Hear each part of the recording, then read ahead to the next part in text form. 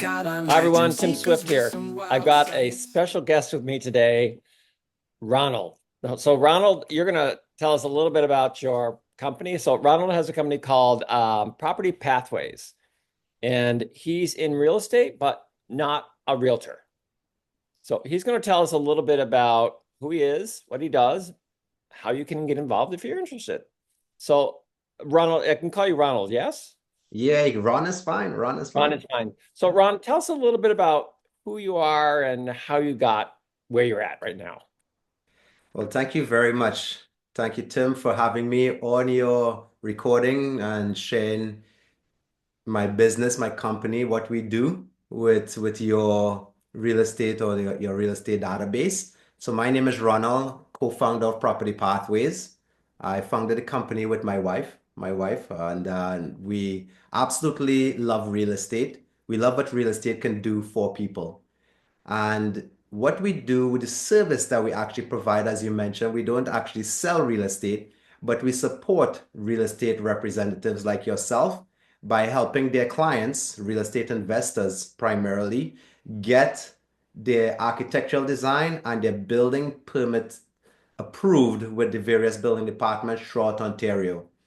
And currently, we have an aim. We have an aim to help 200 real estate investor clients get their two-unit conversions completed for $2,000 each, right? And that's kind of something that we just want to do the two times two challenge. And that's something that we're going to do in 2025. So if you guys want to jump on board, don't hesitate to reach out to me or my friend here, Tim Swift. By the way, are you related to Taylor Swift by chance? That's the question we get all the time. There are two branches of the Swift family. Ah, There's the English branch, which is me, and there's a Mormon branch, which is not me. Uh, okay. so I'll let you figure out the rest. That sometimes that gets me in the door because people Yes, think yes. I'm a relation. I can No. see. So, are you good on the stage as well? Uh, I've been on stage, I've been in front of the camera, behind the camera, Mhm. writing, yeah, all of that stuff at one point in my life. That's amazing. That's amazing. So when you talk about 200 people getting a second unit in for $2,000, you're talking about someone adding like a basement suite, That's correct. and you're helping provide the plans and getting the permits from the city to get those things done. Exactly. So we primarily focus on getting the building permit applications completed. And as you know, this is not a very easy process. No. It could be very, very complicated. I mean, it's one of the most complicated and most understated sort of processes in the real estate investing arena, right? Right. But we certainly we do the architectural designs and we actually get the building permits approved in the city. And I should add that this is a done for you process, right? It's a done for you process, end to end done for you, meaning we come out to site, our team come out to site, they will measure the property, we will create the architectural design, we will then prepare all of the building permit documentation, and we will govern the process in the various cities throughout Ontario. Yeah, I've dealt with the city myself several times, and I have several clients doing that as well. Yeah. So it's so. How did you get into this field or this specialty? Yeah, that's interesting actually because this is a passion of mine for a very long time. And I mean, I say very long time, I can't even remember the date, but I know it's somewhere back when I was 13 years. I mean, like I've always really liked architectural design. Mhm. Fast forward to 2016, I actually went and did an architectural design studies. And then I also followed that up with a construction management degree as well. Okay. So, and I've worked in the construction commercial architectural design, so AEC, architecture, engineering, and construction field Okay. for about 20 years Okay. before I decided to launch my own business with my wife. And when we launched this business, we were first looking, and the best businesses are formed when you're solving a problem. And we were looking for a property that we can add a basement suite to. And we couldn't find anyone in the industry at the time, this is back in 2017, that had the knowledge that I currently possess to walk me through what it is I need to know to actually get this suite installed successfully. So we decided that, look, there seems to be a real problem here, right, Tim? There's a real problem. Like, no. Real lack. There's a lack. It's like filling that niche because I think you're now doing something that a lot of people are talking about, and a lot of home buyers are saying, "I want a place with a basement suite. I want a place with the other piece that's also coming up, and you know this as well, is garden suites That's and right. figure out how to put a garden suite in." And I have a client actually trying to do that, and she's struggling with all sorts of different things, and it's like. And she's trying to do it on her own, and there's people that are wanting to help her, and it's like, no, I could do it on my own. It's like, okay. It's like it's this long learning curve for Oh, someone who hasn't. I mean, I mhm, struggle mhm. that with just with the project I completed here. It's like, well, you have to have a permit for that and one for that, and this inspector doesn't think the same way that inspector thinks, and this one doesn't think. Okay. And it's like there are rules, but there are different rules. And it's like, okay. So you're kind of at the mercy. So having someone like yourself that can go, Yes. John there and Mary there and Howard there, and they're just like, yeah, this is I'm calling you. It's like me with my contractors. It's like when I call, they answer the phone Yeah. because they know there's dollar signs behind the phone call. Mm-hmm, mm-hmm. And it's like, Exactly. okay, they're gonna call. And So it sounds like it was almost you fell into it in a way, but trial and error, you had the experience coming in. So it was And like, that's right. You know what they say about good luck, right? Good luck is essentially opportunity meeting, like, preparedness. yeah. And basically, I was prepared educationally and experientially Mhm. to make the commitment to learn this. And by the way, just like anyone else, I also had to spend years in developing this skill set that is now my craft, my expertise because it actually really wasn't easy. And in fact, every single day, Tim, I am still learning about this whole process. Every single day, I'm learning new things, and I make it an actual is actually part of my daily routine. I must learn something new. And because we're living in such a time where it is the housing crisis has really presented an interesting challenge, but Yeah. it also created an environment for innovation in the building industry.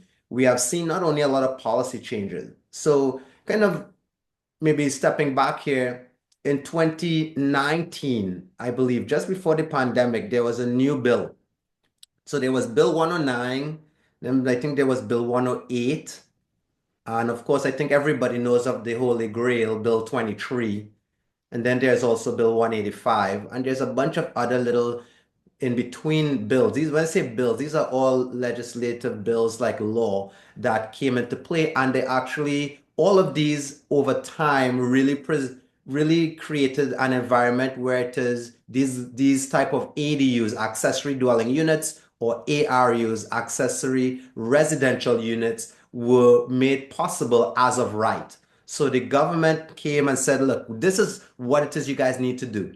But if you go back to where I was saying we started this business back in 2018, right? Garden suites was not allowed as of right. You had to go through a very arduous, a very, very difficult process of not only applying for the building permit, but likely having to also apply for a approval from the Committee of Adjustment. And So if you you've had to ever do been to a Committee of Adjustment meeting, you know that's one room and one group of people that you really don't want to get into a conversation with, right? I've sat in on a few of them and I'm like, how's this working? Because the other piece that I think you didn't mention, or you probably did in a way, is that before the garden switch, you had to change the zoning. Yeah.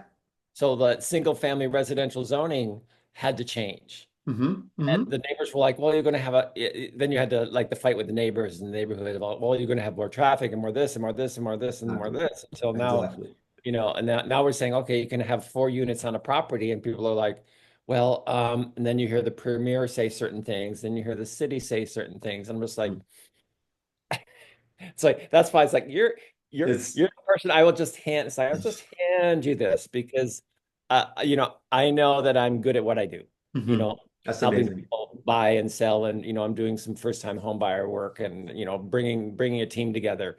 And people say, "Well, why did you become a realtor?" It's like, well, everything I did before this was always dealing with people and people's issues. I was a Yes. family therapist for 25 years. Mm. So I dealt with lots of families and lots of issues, and that's kind of what you deal with when you're buying and selling. But you're Mhm. having to deal with the sort of the grandparents. It's like Yeah, this is the way we do things. This is how it's done. Here's where you have to sign the paper. that's This is, right. it's like wow. So it you now have a niche that I've not seen anyone else doing. So I think that's amazing. It's amazing. Absolutely. And there's a real process involved here. I think a lot of people, when they come to us as an architectural design firm, they oftentimes don't understand that the process involves a lot of it is a very risky process that we are not in control of.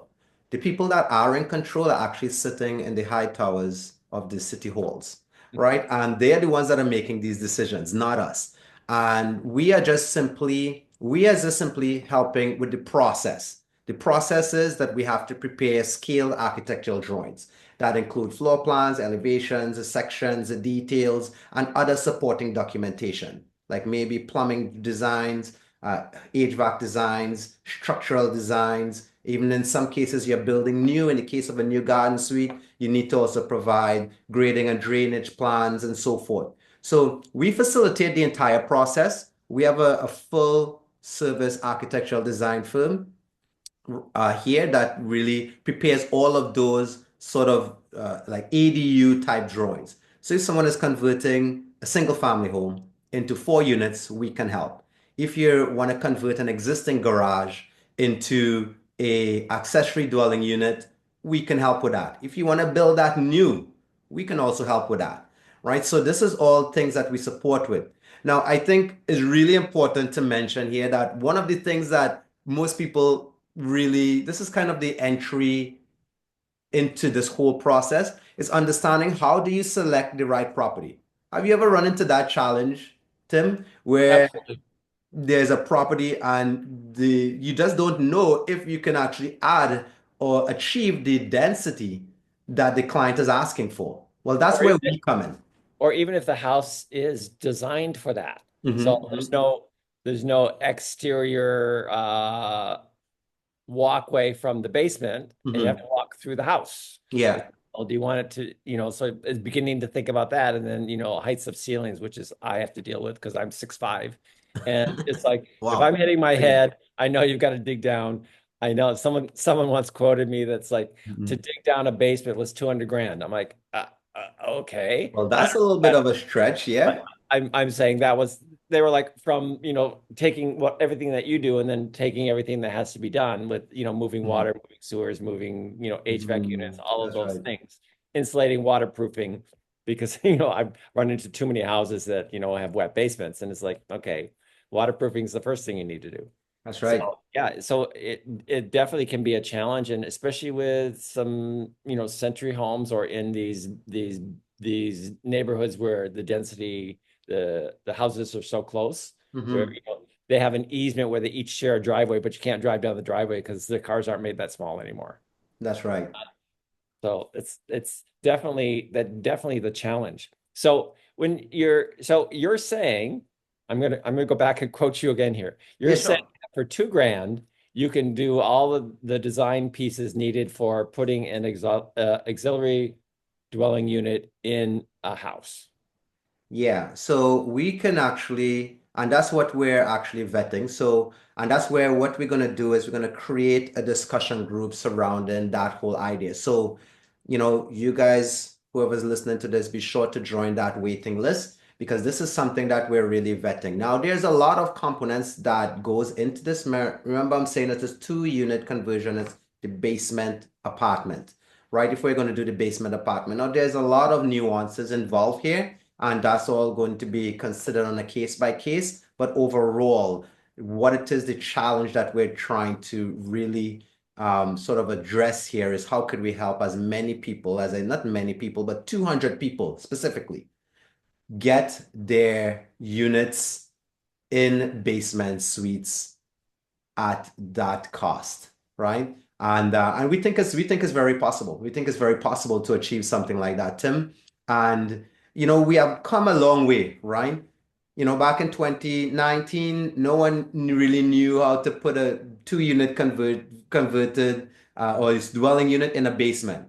But Right. today, a two-unit really is a very streamlined. In fact, we do roughly around 100, 150 building permits a year, right? And this is all different types. This is all different types. So one thing that we definitely keep in mind is that we try to see how it is we can help more clients. And the only how we can do that is that we're going to, if you want to say scale down, working with clients that are doing home additions and different type of projects, and really just zone in and focus on how we can help people get two-unit dwellings into their homes so that either they can rent it out for additional income or they can age in place, they can have family members and like extra legal space for family members. So this is what it is we are trying to focus on, and we are trying to really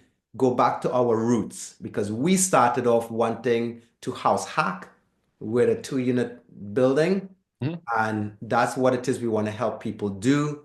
And because with the environment that we're in now, a two-unit dwelling, you can burr a two-unit dwelling again because the prices have come down significantly, as you know. So we want to help as many people be able to do that.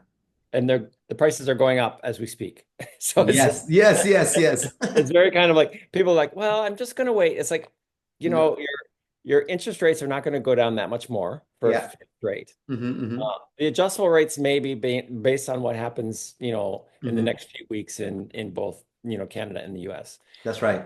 Um, People sit on their hands like, well, I'll just wait. The prices are going to come to, oh, there's going to be a price. It's like, no, there is not. You're living in a city of 7 million people, soon to be Hmm. 7 million people, and people need housing. Yeah. And if you're comfortable having a tenant in the basement, because some Hmm. people aren't, I've had these discussions as well. Yeah. It's going to help with your mortgage in some ways, Hmm. and help you build wealth because we're really focusing now more on helping people understand it's not just investing in real estate. You're actually building wealth Hmm. and building wealth for yourself and for your family and for future Hmm. generations because it's Hmm. like you've Hmm. got and starting with a accessory dwelling unit in your current home is a great way to begin because you've already got your asset. That's right. Question I had as we were chatting. So you take care of all of that permitting process. Yeah. Do you guide people towards, reputable contractors? How do you have a group of people that you currently work with that do that? Because I know people are like, well, the plans and things are all good, but how do I get someone to do the work? And how do I know I'm getting a fair deal? Because, there are still several people that take people for the money and don't do the work because it Yeah. happens. We see it on the news all the time. No, that's a great insight and fact. And yeah, there's still contractors out there that are ripping people off, especially even in this rough times, right? But we do in fact assist with a few different ways. One is that we would assist our clients in actually planning out, putting a plan in place for the execution of the renovation, right? Like what is going to be your inspection strategy? How you intend to find not finance but pay out the contractor, how do you select a contractor? Like how do you do a contractor analysis? I know Mm. this is not things that people generally talk about, But Mhm. there's a very specific way how you select a contractor. You vet them based on very specific requirements, not necessarily or not only the work that they do, but also their actual liability structure. Like, what is their insurance? Do they have WSIB? If someone falls and get hurt on your property, who is responsible for that? Right. And then, of course, you look at their track record and so forth. So, and then we also provide like on-site verification of the work completed just to make sure that the work done is actually done in compliance with the drawing and that there is a high likelihood of it being successful.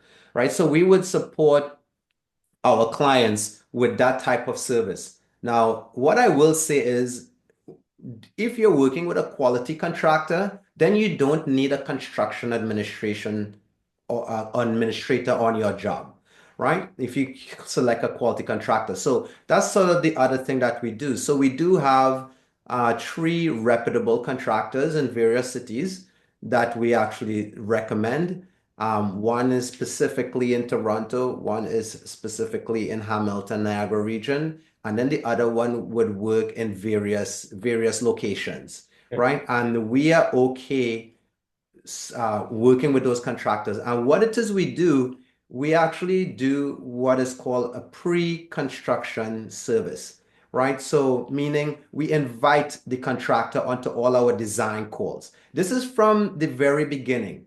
Okay. And in some cases, the client have not even thought of what it is the budget is going to be. Well, Mm. that's the importance of having a contractor. So we ask the client on the second design call that we have, is it okay to invite a reputable contractor on the call?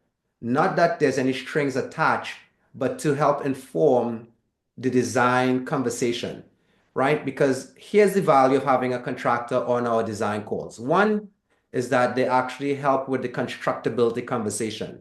And what I mean, in some cases, we might decide that we want to spec a steel beam in a property. Let's say we're building new, we want to spec a steel beam and Mhm. we want to spec TJIs versus joists. Well, the contractor may have very specific insight that steel is not available. There's a longer lead time. So it's probably best that we go with LVLs or we even introduce some more post within the structure intermediate supports for maybe a nominal wood built up beam, right? So this is where a contractor adds value. Secondly, another thing is budgetary. Like the Mhm. contractor comes in there and he says, well, yeah, I understand, like, this is this design that we're looking at here in today's marketplace. This is actually X amount of dollars per square foot. Now, this is really important to know because you as the owner can now know, well, hey, you know what? I can actually save myself money by doing different things and kind of focusing my budget in specific areas. And then, of course, we think it's very important that a client works with a contractor at that point within the design process because one, it helps the contractor understand what the design is and start actually engaging their sub-trades, but also it starts to help forging that relationship. Because I'll say this, Tim, the most important thing, the absolute most important thing about working with a contractor is knowing that when times get tough and there's difficult conversations to be had, that everyone can still remain level-headed, right? Because if you can't have that sort of difficult conversation with a contractor, you don't believe that, you have a feeling in your gut, you probably shouldn't be working with that contractor, right? Right. So, but we will help an owner, our design clients, find a contractor that they're comfortable with. And if they're not, and they say, hey, Ronald, you know what? We'd like to engage your services to be our construction administrator, meaning what we do is we will be the liaison between the contractor and yourself. So we work for you. You also have a contract with the contractor, right?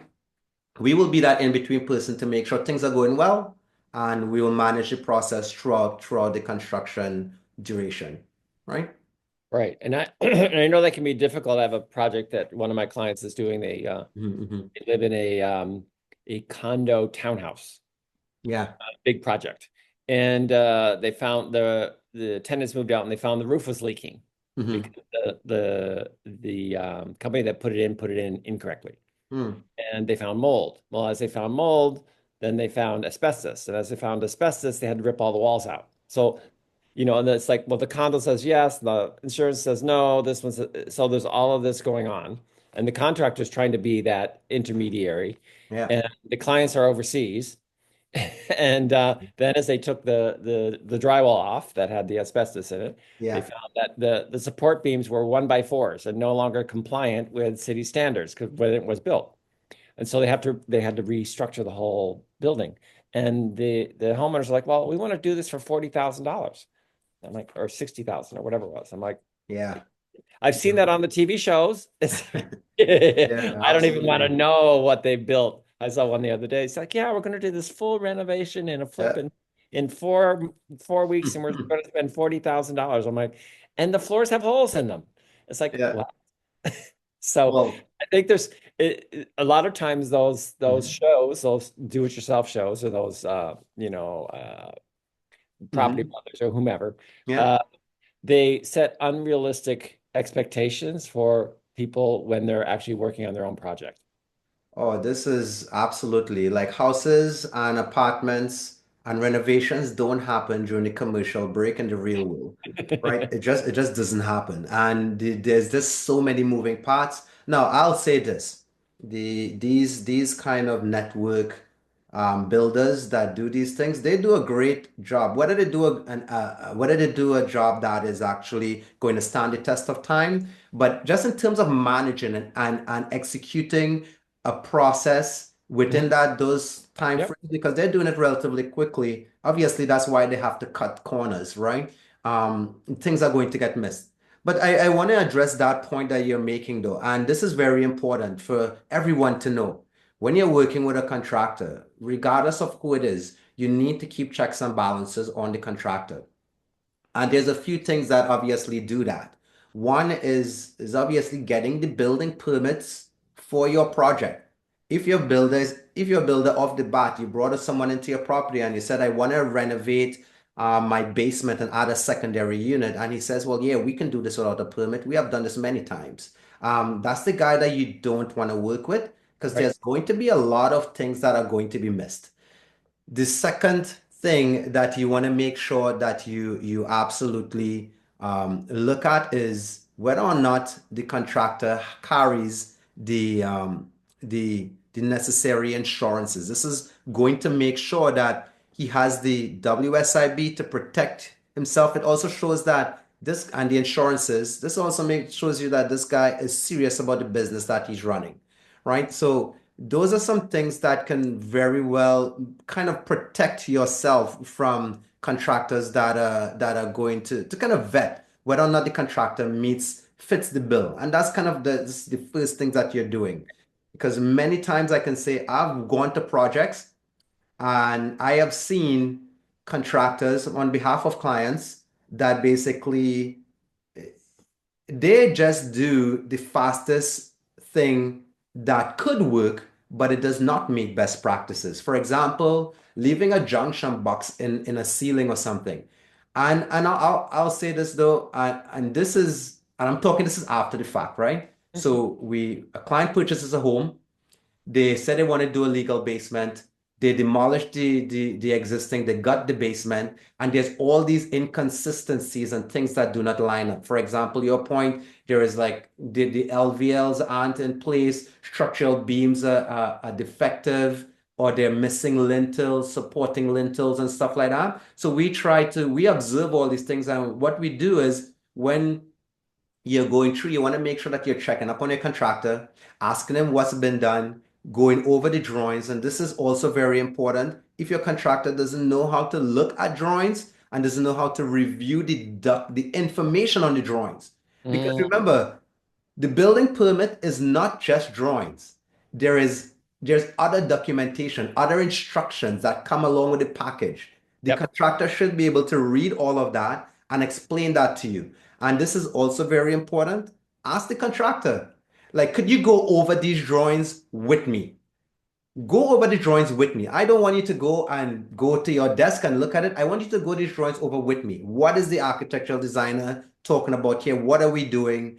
And explain to me what is going to be a process. All these are things that really validate and verify whether you're working with a high quality contractor that's Right. going to be able to deliver the project. Right. Yeah. And I've had the experience both ways. So, Yeah.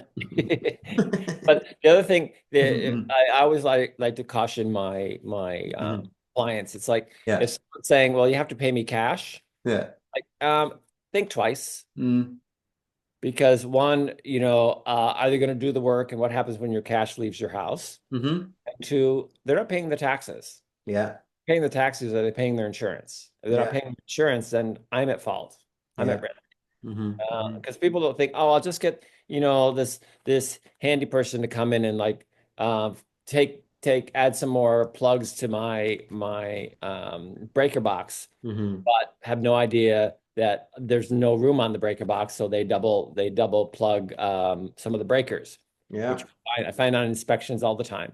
I have one of the best inspectors for home inspection, and Mhm. she finds everything. And I'm like, that's why I hire her. It's like I want her to piss off the buyers and the sellers because Mhm. it's Yeah, like yeah, yeah. That's 'cause right. That's oh, right. she's finding everything, and that's the person I want. I want that kind of person that's sort of like upfront, can, like you say, read the plans. Because Hmm. in my last reno, we had, we brought in an architect and we had everything redone, officially, because it's like we're in a condo. If something happens, we're putting the whole building at risk, not just our unit. That's And so right. they blew, building breakers a couple of times, and it helped the builder, the property manager go, oh, now we know where those are. Well, and that's why I always say construction, and I'm coming from the commercial world, right, Tim? And I'll tell you, contracts it's all about contracts. It's all about contracts. I think you know this as well because as a sales rep, Yep, legal contract is this is very important. But I think a lot of people, what it is they do, even savvy real estate investors, they will shake hands with a contractor and decide that they're okay with giving up 50% to start the project. I'll be honest, having worked in the commercial field, like that's not how it works in the commercial arena. It does not work like that. In fact, there is a very specific deposit structure and there is a very specific earned value calculation that has to be done. And if those numbers are not aligning with the work that is actually done on site, then the money is not going to be released, right, right? And then in addition to that, there's all these other things like there's a status of declaration. After when you pay somebody money, you want to make sure that they have actually paid all the other contractors. Well, you cannot verify that. So your GC comes on site, he says, he paid the electrical contractor that installed the electrical outlets, and he was not being so honest about that. 2 months later on, the electrical contractor comes to you and says, like, I haven't been I paid. owed money. I need my money. He said, well, I paid the contractor. Well, he says, I haven't received the money. And guess what? I am actually going to put a lien on your property, Yep, right? Now, that's a real problem. Most people don't think about this, but that's a real problem. yep, Now, you won't be able to sell the property if that was one of your exits. I don't even think you would be able to refinance, in fact, if you have a judgment like that on a property, right? yep. So with that said, it's very important that you have the GC sign off on that he has paid all the other trades because at some point you may have to turn back to that document to Yep. state that this person claimed this and they're responsible to making sure that happened. And that's a really good point because I think people don't think about, oh, well, I'm just paying them. It's Mhm. like, well, I just paid the contractor. It's like, well, how do we, and like you're saying, how do we know that they paid everybody? And I think having Mhm. that document or that contract really, really helps. And most people don't think about that. No, they don't. Like, But I'll also tell you something else. What most people don't think about is that there's many different type of contracts, right, Tim? And right. I'm talking from a commercial standpoint, but I'll keep this real simple. Yep. There is contracts where it is you just simply have a lump sum agreement or just a, a full price, right? So someone says it's going to cost $100,000. You say, okay, $100,000, you're going to pay 20% every month or whatever the case Yep. is. Mhm. Then there is obviously, I think one of the contracts that I think a lot of people could explore is a cost plus, right? A cost plus is a very open agreement with a contractor, where it is the contractor will actually purchase the materials, and this actually protects you, the owner, as well, because the contractor comes to you and say, I need to buy all the drywall and studs. I also need to buy all the insulation and vapor barrier, all the nails, and to make sure that I can actually put the framing up. He comes and he says, like, here's the cost of that. The cost of that is $200,000, right? You say, okay, thank you very much, Mr. Contractor. I'm gonna cut a check for $200,000. Then he says, okay, well, there's a plus on that. There's my overheads and my profits to run this job. It's going to be 10%, 20%, 30% of that. There's a very clear understanding of what your cost is. And then you're also sort of kind of books open, right? It's like you know what your cost is going to be, you know what your prices are, and then you can simply say to the contractor, look, you know what, I think I have a better connection to get the lumber. I'll buy the lumber and have it delivered to site. And that way there's a very clear understanding that the work being done is being paid for as well, right? So these are all different contracts. And of course, you got your design build, you hire a contractor who's doing the design. I'm a little bit reluctant for clients to work with design builders because there's a conflict of interest internally within the builder. They are designing the most opulent sort of design because the construction division is not going to benefit from that expensive design. Are they going to take value engineering into account? Are they going to take budget into account? Mm. Their whole goal is to make the most amount of profits. Make no mistake. So there's a little bit of a conflict there, right? And so those are the kind of agreements that people need to sort of think of, like what other sort of structure can I have to protect myself from losing money and sort of really having a much more collaborative sort of experience with the contractor, who, by the way, is going to be your biggest team member when it comes to actually doing that renovation. So when someone reaches out to you, Mhm.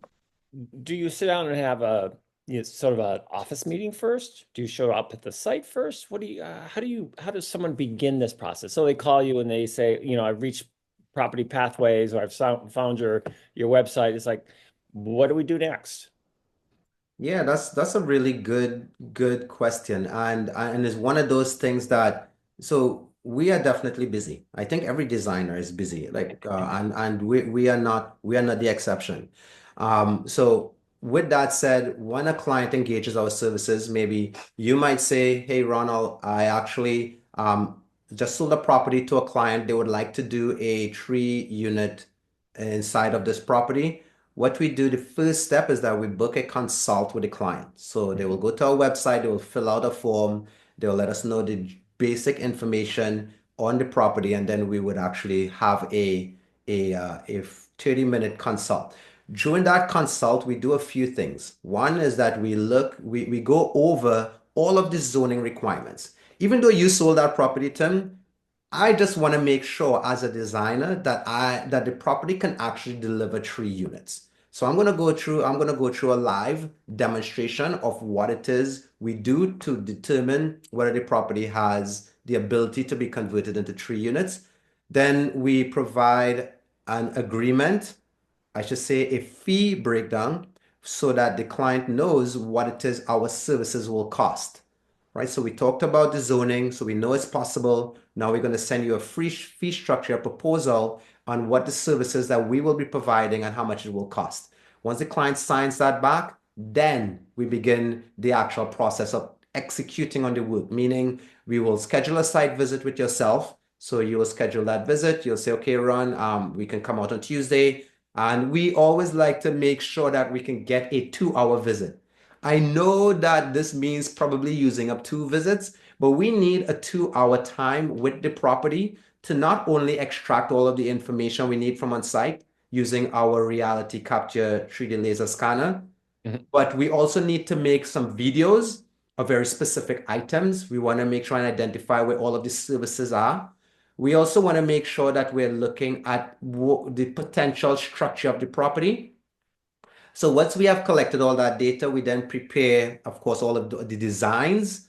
So we would come back to our desk, we will extract all of that data we captured on site into our 3D modeling software. We create a digital twin. And then once we have created that digital twin, we then begin to manipulate that digital twin so that we can then prepare permit drawings that would satisfy the conversion into a 3-unit building, right? Then once we have completed that process, we then invite the client to join us on a Zoom call where we're going to go over all of the design. If they have a contractor, we welcome the contractor to join the call. If they don't have one, we suggest that we can invite a contractor on their behalf to a call that will listen in and see what it is we're doing so that they can start to put a number to the actual work to be done. Right. And then once the client has says, okay, you know what, I like this 3-unit design, I like the layout, we then need them to sign off on that so we can then move it into engineering and construction, Okay. right? And then Yep. once we have completed all the engineering and construction permitting documentation, then we then submit that drawing to the city. We govern the entire process. And then at the end of the approval, once we have gotten all the documentation, we then schedule another call with the client and the contractors and all other interested parties and stakeholders to join us on a handover call where we go over all of the details of that drawing, what the city may have marked up, any of the additional paperwork that we received, and there's a lot of paperwork if you have received building permits before.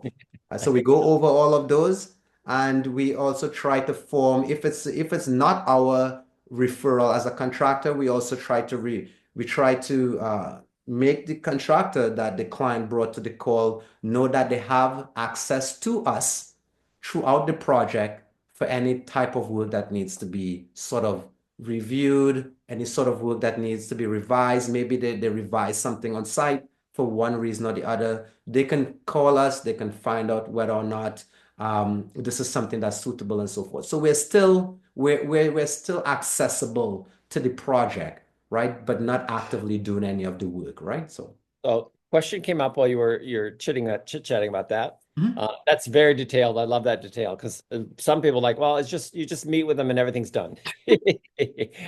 I've heard these conversations. So is it possible? So Mhm. say I take a buyer out to see a house, like, oh, that'd make a great basement suite. Yeah. Would before they purchase it, would you come out and do a sort of a zoning permitting process? Like, can this be done? Is this property worth buying? Or is it just it doesn't fit within whatever the zone or the building code say? So Yeah. do you do it pre-purchase or do you always do it post-purchase? Well, that's a great question. In fact, I'll tell you, this is the primary way that we help a select group of realtors, right? So we work with a select group of realtors that actually leverage our expertise on all their projects. Hence the reason why we're able to do 100 to 150, depending on the year, like in projects. Now, so let's kind of map the scenario out. So you met a client came to you to say, hey, you know what? My cousin Tim, right? Justin, he introduced me to you. He said you sell properties really well. You negotiate really well, and I want to buy a property. However, I need to create a basement suite in this property because my mother-in-law is going to come back and live with us. So we need to create this basement suite so that so it could be a habitable space. But I want it to be legal because I also want to increase the value of the property.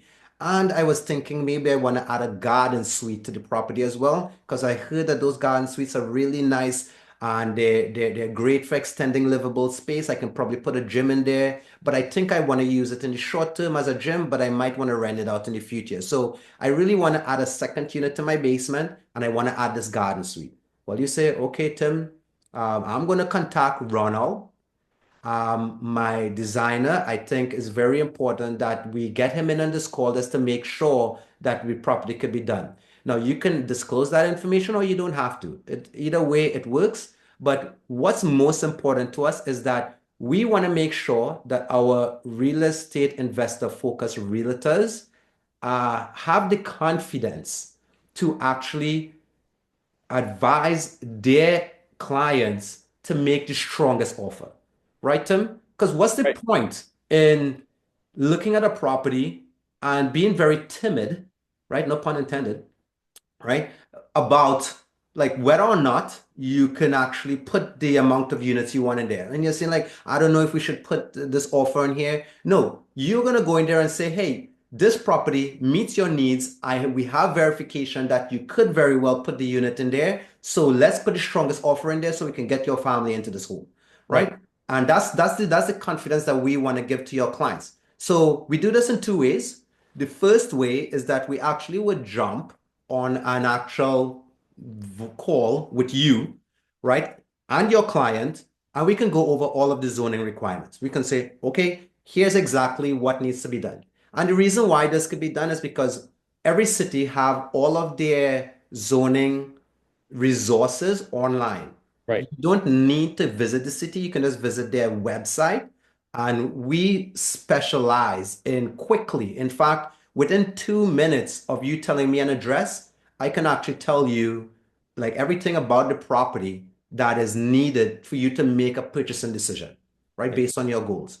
Now, if you're working with a client and they say, well, it's great that that Ron can do this, and I have a bit more confidence, but I just would be more comfortable if he came out and he provided me with actual documentation, like some sort of sketch or something. Oh, good.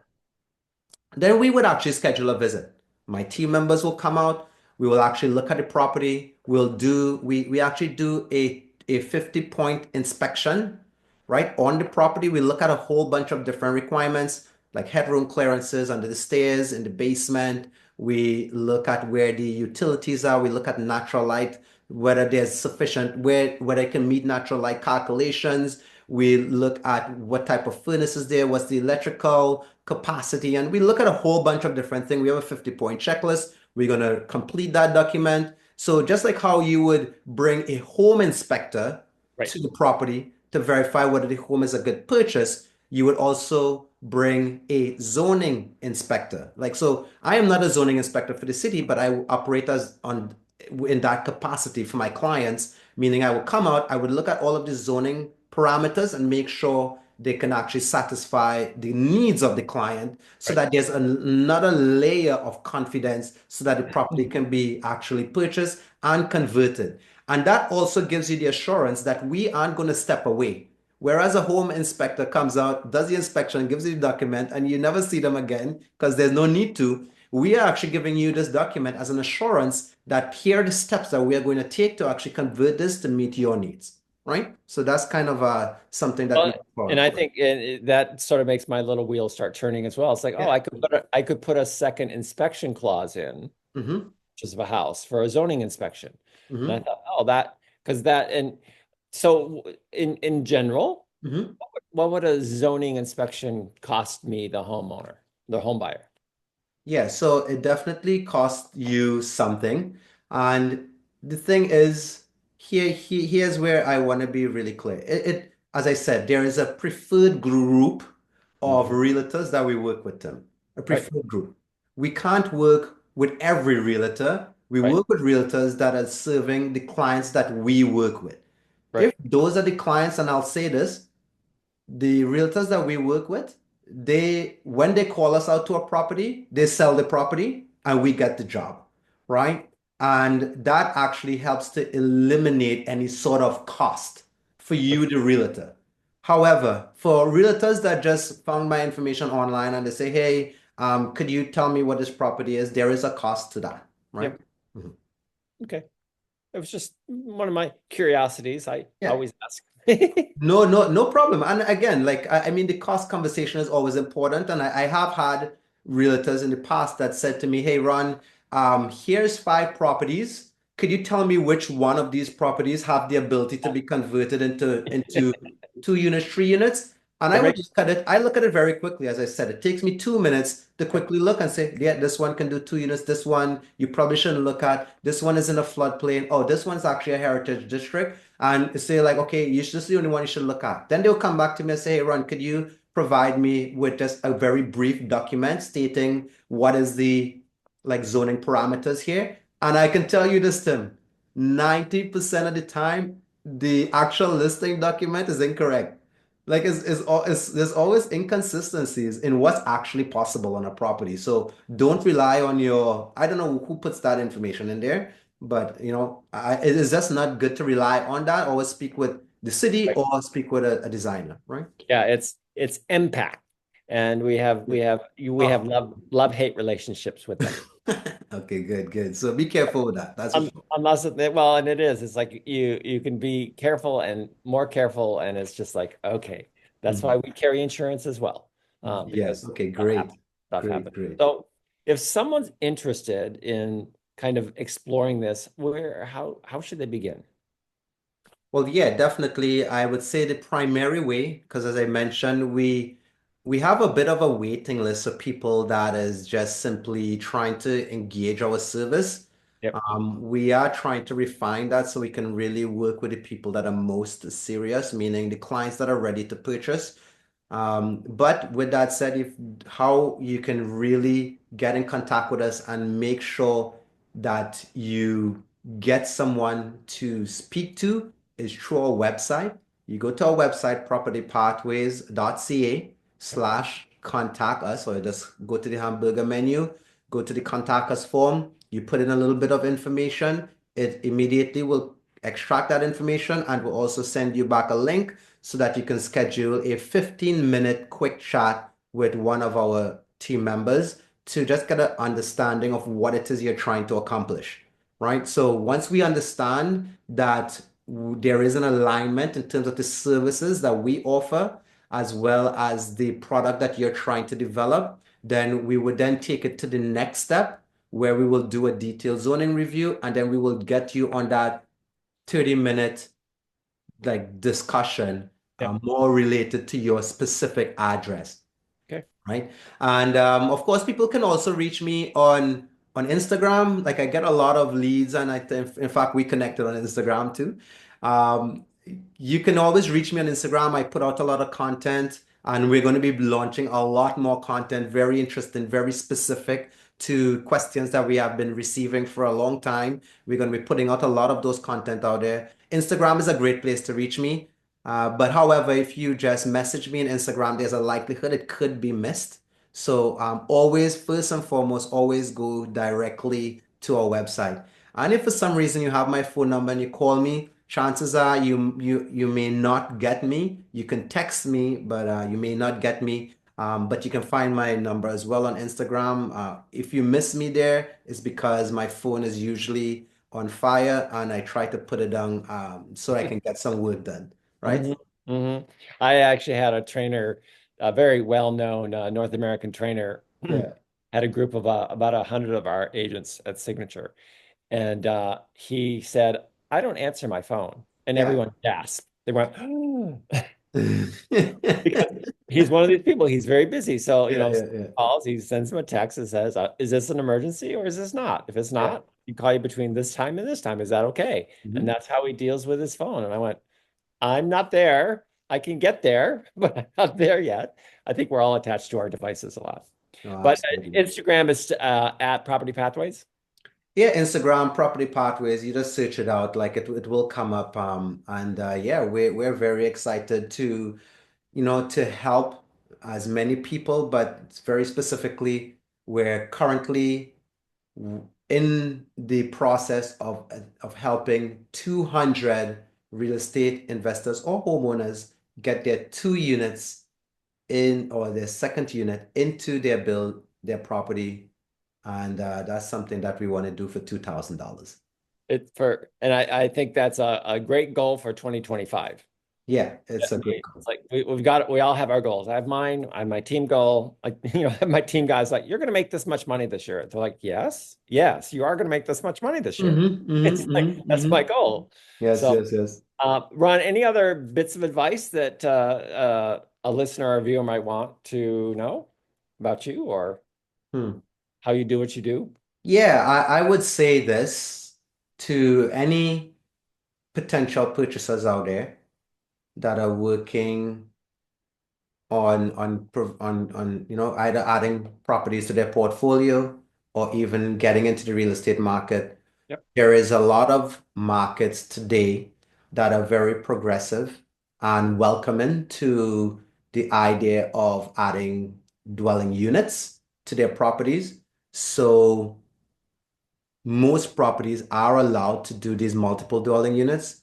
Just make sure that you're working with a real estate investor focused designer that has completed at least 25 to 50 designs on these properties, because they are going to be able to provide you with the best consultation and information so that you can make the most advantageous decision. So do not just go off the cuff and say like, yeah, everywhere it's allowed. I saw the neighbor up the street did it, so I want to do it. Even though the neighbor did it, they may have done it illegally. Even though the street up the road have done it, they may have gone through committee of adjustment. Their property may have had different parameters. In fact, your property might actually be right on the curve or the end of the street that actually somehow is partially located within a floodplain, right? So there's make no mistake, every property is unique. Yep. Do not, even though it's allowed throughout Ontario to add up to 3 units on a parcel of land, make sure you're getting the consultation from someone that is an expert and is looking at your property specifically. So that would be my tip to anyone. Yeah, and I think that's great. And sort of, and also say, can I see something you've done? Yeah. Show Oh, me yeah. something you've done. Let me go Yeah. call one of your, because if people like your work, Mhm. they're going to want you to come see it. Yeah, absolutely. Absolutely. Absolutely. That's going to be very important as well. Ron, thank you so much for your time. It was very appreciated. Lots of knowledge. I learned more than I had intended to learn, but that's how it works, right? That's awesome. So thanks so much, and we'll talk with you soon for sure. Wonderful, wonderful. Thank you very much, Tim, for inviting me to have this conversation with you. I'm looking forward to seeing you have great success 2025. You as well. We're your go-to in the GTA. Real estate done in a brand new way. Fun and hip, agent style so chic.